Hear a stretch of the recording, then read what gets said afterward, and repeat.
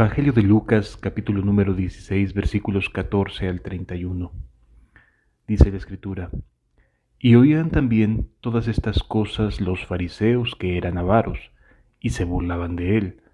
Entonces les dijo: Vosotros sois los que os justificáis a vosotros mismos delante de los hombres, mas Dios conoce vuestros corazones, porque lo que los hombres tienen por sublime, delante de Dios es abominación. La ley y los profetas eran hasta Juan. Desde entonces, el reino de Dios es anunciado y todos se esfuerzan por entrar en él. Pero más fácil es que pasen el cielo y la tierra, que se frustre una tilde de la ley. Todo el que repudia a su mujer y se casa con otra, adultera, y el que se casa con la repudiada del marido, adultera. Había un hombre rico que se vestía de púrpura y de lino fino, y hacía cada día banquete con esplendidez. Había también un mendigo llamado Lázaro, que estaba echado a la puerta de aquel lleno de llagas, y ansiaba saciarse de las migajas que caían de la mesa del rico, y aun los perros venían y le lamían las llagas. Aconteció que murió el mendigo y fue llevado por los ángeles al seno de Abraham, y murió también el rico, y fue sepultado. Y en el Hades alzó sus ojos, estando en tormentos, y vio de lejos a Abraham y a Lázaro en su seno. Entonces él, dando voces, dijo: Padre Abraham, ten misericordia de mí, y envía a Lázaro para que moje la punta de su dedo en agua y refresque mi lengua, porque estoy atormentado en esta llama. Pero Abraham le dijo: Hijo, acuérdate que recibiste tus bienes en tu vida, y Lázaro también sus males, pero ahora éste es consolado aquí, y tú atormentado.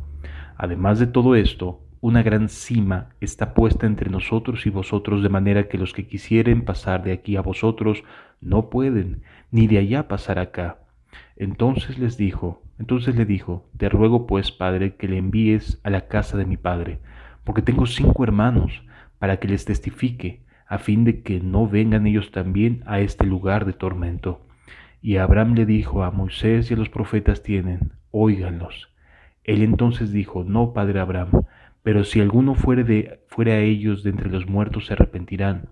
Mas Abraham le dijo: Si no oyen a Moisés y a los profetas, tampoco se persuadirán, aunque alguno se levantare de entre los muertos. Te invito a que por un momento imagines la escena. Jesús está compartiendo buenas noticias, está dando a cada uno conforme a la necesidad de su alma. Y de repente los fariseos, siendo avaros, comienzan a burlarse de Jesús porque no deseaba ser rico. Entonces Jesús les responde de una manera muy directa y muy clara: Vosotros sois los que os justificáis a vosotros mismos delante de los hombres. ¿Qué significa esto? ¿Por qué Jesús les responde así cuando lo que ellos estaban haciendo era burlándose de la falta de ambición de parte de Cristo y de que estuviera enseñando en contra de las riquezas? ¿Por qué razón estos hombres habrían de recibir esta reprensión de parte de Jesús? Porque los seres humanos tenemos la tendencia a justificar aquello que queremos. Los seres humanos tenemos ese hábito de querer que las cosas que anhelamos, que deseamos, que queremos en nuestras vidas parezcan justas, parezcan meritorias, parezcan que las merecemos en esta vida. De tal manera que lo que Jesús está haciendo aquí es derribando sus argumentos, derribando estos pensamientos que les hacen creer que la manera en la cual están actuando es justificable y es correcta. De ninguna manera. Poner los ojos en las cosas de esta tierra no tiene justificación teniendo la vida eterna delante. Poner la mirada en cosas pasajeras no tiene justificación delante de los ojos de Dios, porque dice la Escritura: mas Dios conoce vuestros corazones, porque lo que los hombres tienen por sublime delante de Dios es abominación. Hay una clara diferencia entre los planes que tiene el hombre y los planes que tiene Dios. Sin embargo, el ser humano tiene el hábito de querer justificar sus planes y aún incluir a Dios en sus planes, como en este caso los fariseos lo hacían. Sin embargo, sus corazones estaban inclinados a la avaricia, estaban inclinados a los recursos materiales, estaban inclinados a lo que este mundo podía ofrecerles, en lugar de pensar y de desear con anhelo sincero el reino de los cielos y su justicia. De tal forma que el reproche es muy claro y la enseñanza es muy clara. Después de que Jesús reprocha o exhorta a estos hombres a causa de su avaricia, explicándoles que sus justificaciones o sus argumentos para poder aspirar o desear tener riqueza estaban lejos de los planes y de los propósitos de Dios, toca un tema que es muy sensible en ese momento, que era muy sensible en esa época, que tenía que ver con este asunto de las cartas de repudio, porque era un hábito muy destructivo el que tenían los fariseos de justificar el repudio por cualquier cosa. Y entonces estaban acostumbrados a hacer y deshacer en la vida de las personas. Se deshacían de esposas solamente con darle carta de repudio. Podían divorciarse cuantas veces quisieran y volverse a casar. Esta manera de vivir era justificable a los ojos de los fariseos y de los líderes religiosos de aquella época, pero Jesús deja en claro que todo aquel que repudia a su mujer y se casa con otra adultera. Así de sencillo Dios pone las cosas en claro. De esta manera Dios establece lo principal que debe de regir en una vida matrimonial, que es el amor, el sacrificio, del que cree todo lo puede, todo lo espera, todo soporta. El amor nunca dejará de ser. Por lo tanto, está condenando y está llamándoles adúlteros a aquellas personas que por cualquier causa y cualquier motivo se divorcian o dan carta de repudio a su esposa solamente con la finalidad de buscar alguna otra alternativa. Es terrible, es molesto, es incómodo para Dios esta actitud del corazón, y estos hombres estaban acostumbrados a justificarse a sí mismos en esta conducta. Esto es algo que debemos de aprender, porque definitivamente, amados, Dios no está de acuerdo de ninguna manera con el divorcio. Así de sencillo. Las personas que se divorcian tienen que pedirle perdón a Dios como si fuera un pecado real y verdadero. No puede haber manera de justificar un divorcio a no ser lo que describe Mateo 19, por causa de fornicación, por causa de que en algún momento, como nos dice la primera carta que escribe el apóstol Juan a los Corintios, hay riesgo real y verdadero de estar siendo objeto de agresiones de parte del esposo hacia la esposa. En ese caso sí es lícito el divorcio, pero solo en ese caso, cuando hay una agresión física, cuando se pone en riesgo la integridad física de la vida de una persona, entonces sí puede ser viable un divorcio, pero exclusivamente en esos términos. En aquella época, como hoy en día, se divorcian porque simplemente ya no hay compatibilidad de caracteres. Esto es absurdo en el mundo cristiano. Esto es absurdo cuando el amor de Dios gobierna la vida de una persona e influye para que ésta pueda amar como Cristo nos amó. Así que de esta manera queda completamente excluido el divorcio y se tiene que arrepentir la persona de un divorcio en tales condiciones cuando no está justificado conforme a lo que la Biblia nos dice en Mateo 19 o 1 Corintios capítulo 7. A partir del versículo 19, Jesús usa una historia para enseñarnos acerca de la eternidad, acerca de lo que viene después de la muerte. Dice la Escritura: había un hombre rico que se vestía de púrpura y de lino fino y hacía cada día banquete con esplendidez. Aquí nos hace referencia a una persona adinerada, a una persona acaudalada que tiene facilidad para poderse dar el lujo de hacer banquetes, de poder comer lo que él quería, de poder aspirar a lo que él deseara, que no tenía limitaciones económicas, que no tenía que apretarse el cinturón, como decimos actualmente. Es decir, alguien que tenía la facilidad de hacer y deshacer con su vida y de poder aspirar a los recursos materiales que él decidiera porque no había un límite económico. No se nos dice que estuviera en ningún otro pecado. Y esto es algo importante de señalar, de mencionar. Lo único que estaba haciendo este hombre era vivir cómodamente de los bienes de su riqueza. Eso es todo. Aquí no hablamos de pecados escandalosos, no hablamos de adulterios, no hablamos de mentiras, no hablamos de fornicaciones. Estamos hablando de una persona que hace con lo que tiene lo que mejor le parece. Y lo que mejor le parecía a este varón era gastar su dinero en comidas, en compañerismo con otras personas, en dar banquetes con esplendidez. Desde luego que este hombre era hijo de Abraham, era un descendiente israelita, por el comparativo que hace posteriormente. Dice el siguiente pasaje: había también un mendigo llamado Lázaro que estaba echado a la puerta de aquel lleno de llagas. Aquí vemos a otra persona enferma, con problemas económicos, dependiente de lo que le pudieran dar porque era incapacitada, era una persona incapacitada para poder valerse por sí misma. Es decir, nos encontramos en un escenario completamente opuesto, completamente distinto al de la persona rica.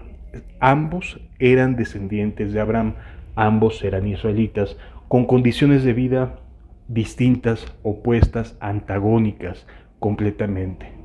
Y vemos que Lázaro es una persona que no solamente no tiene dinero, sino es una persona enferma y que buscaba o anhelaba saciarse de las migajas que caían de la mesa del rico. De las migajas, no le estaba pidiendo que le diera parte de sus grandes comilonas, no, estaba aspirando que pudiera alimentarse de las sobras, de lo que pudiera caer, de lo que pudieran rechazar, de lo que pudiera sobrar, de las grandes de los grandes alimentos, de lo que tenía este hombre para poderse alimentar. Este hombre, el mendigo, quería cuando menos un poco de aquello que era sobrado en la mesa del rico. Así vivían estas dos personas.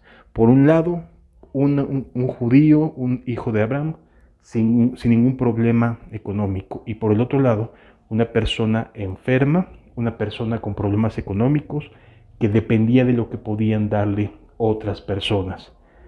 Versículo 22. Aconteció que murió el mendigo y fue llevado por los ángeles al seno de Abraham. Por supuesto, las condiciones de vida de una persona enferma le iban a producir la muerte antes que una persona sana que tiene acceso a los doctores, que tiene acceso a la salud, etc. Por supuesto que una persona en condiciones más precarias habría de morir más fácilmente, además de su enfermedad que estaba lleno de llagas. Entonces nos encontramos aquí que llegan ángeles por este hombre Lázaro y se lo llevan al seno de Abraham. ¿Qué hizo de bueno este hombre, Lázaro? Nada, no podía hacer nada. Era un hombre con serias limitaciones, un hombre sufriente, un hombre que estaba angustiado, un hombre que vivía en un contexto bien complicado y no tenía capacidad para valerse por sí mismo. A este hombre Dios lo puso a las puertas de aquel rico para que el rico aprendiera misericordia. No es que Dios quisiera ver sufrir a Lázaro. Lo que quería era que el rico supiera hacer misericordia, administrar lo que Dios le había dado a favor de los necesitados. Pero el rico no hizo esto. El rico no se atrevió a hacer esto, sino que vivió para sí mismo. Y este es el pecado de la era moderna. Vivir para sí mismo es el pecado que actualmente gobierna la mayoría de los corazones, que actualmente se transmite a través de los medios masivos de comunicación, que tienes que velar por ti mismo, que tienes que cuidarte, que tienes que ser tú mismo. Todo es girar en torno a la persona en sí misma, al ser humano, en lugar de buscar dar y darse a favor de otras personas. Hoy en día el hombre tiene este mismo pecado que tenía el hombre rico. No importa que no estuviera metido en pecados escandalosos, vive de la misma manera, buscando lo propio, buscando satisfacer su propia vida. Continúa diciendo la Escritura: y murió también el rico, y fue sepultado. Finalmente, tanto el rico como el pobre, el enfermo como el sano, todos seremos víctimas de la muerte en algún momento. Pero aquí sucedió algo distinto.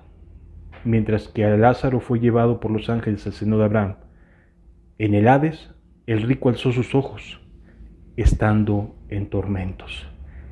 ¿Qué pasó? ¿Tiene algo de malo comer lo que a uno se le antoja?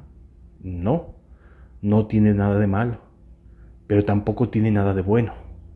Tampoco es hacer la voluntad de Dios cuando no haces algo a favor de los necesitados, cuando no estás orando por los enfermos, cuando no estás velando por los que tienen necesidades. Y entonces aquí en el Hades, estando en tormentos, alzó sus ojos y vio de lejos a Abraham y a Lázaro en su seno. Duro golpe para un hombre que había vivido en tales condiciones de riqueza, que de repente tuviera esta situación en la cual las cosas hubieran dado un giro. Y la persona que durante años estuvo ahí a su puerta esperando recibir algo, ahora estuviera siendo consolado. Y por el otro lado, Lázaro estuviera siendo agobiado estando en tormentos. El versículo 24 nos narra que levanta su voz y comienza a decirle Padre a Abraham. Esto significa que era judío, al igual que Lázaro, porque Lázaro fue llevado al seno de Abraham y este hombre llama Padre a Abraham. Es decir, ambos estaban instruidos en la religión judía, ambos estaban instruidos en las leyes, en la Torá, ambos tenían Biblia, ambos tenían las condiciones espirituales para poder desarrollar su fe. Sin embargo, uno pensó en sí mismo y el otro estaba muy enfermo, incapacitado y no podía valerse por sí mismo. Y entonces le contesta: Padre Abraham, ten misericordia de mí y envía a Lázaro para que moje la punta de su dedo en agua y refresque mi lengua. Aquí sí se acordó de que se llamaba Lázaro el hombre mendigo de su puerta. Aquí sí sabía que este hombre había estado a la puerta y ahora él era el que pedía la ayuda. Ahora él era el que pedía que le dieran una gota de agua para que refrescara su lengua porque estaba atormentado en esa llama. Aquí cambiaron las cosas. Amados, lo que hoy tú despilfarras, lo que hoy tú comes, te alimentas, haces y deshaces con lo que tienes, en lugar de administrarlo tranquilamente, en lugar de administrarlo para la gloria de Dios, en lugar de estarlo usando para la gloria de Dios, lo estás usando para ti mismo, para satisfacerte a ti mismo, finalmente va a causar un daño en la eternidad a tu alma. Y así fue como sucedió.